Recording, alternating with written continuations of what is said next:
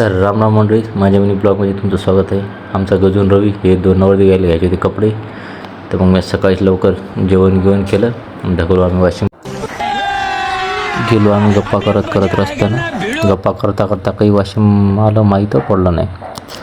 वासमातनी आलो. मग एका साईडला लावल्या गाड्या. आता मग आलो दुकानात ऊन तपत होतं तर मला लागली ताण. अगोदर पाणी पिऊन घेतलं, मग केले कपडे पाहायला सुरुवात. कपडे पाहिले गेले, गजून घालून पाहिला हळदीचा ड्रेस. मग तिचा ड्रेस आला गजूच्या पसंत. मग घेतला लग्नाचा गजून घेतला कोट. मस्त दिसत होता गजून. म्हणलं हेच ठेव गजून, तेच ठेवला. सोनबाब म्हणलं तुझ्या लग्नात नाही आपण इथंच घेऊ कपडे. सोनबाबने काय भरून दुकानदारांना बोलवलं. मग चहा सर्वांनी घेतला.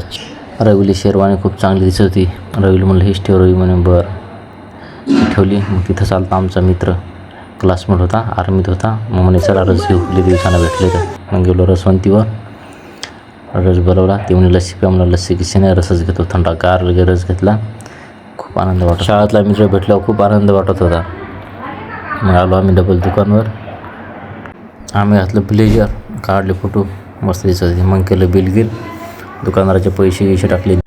आमचा दिवसभराचा खर्च 2 नवरदेवाकडेच होता. मग डबल गेलो, घेतली लस्सी गिस्सी लगे. सोनभावाने मलाई लस्सी बोलवा म्हणे. सोनभावाने बोलवलं मलाई लस्सी पिली. लय उशीर झाला. घेतले कपडे, धकलो. येताना पहिला आम्ही रस धकलो. मग आम्ही घराकडं. तर मित्रांनो, फॉलो करेल नसेल तर करून घ्या फॉलो, कारण याच्यानंतरचा व्हिडिओ टाकलेला तुम्हाला दिसून जाईल. मग याचा एक शॉर्ट व्हिडिओ सिनेमॅटिक बनवणार. धन्यवाद.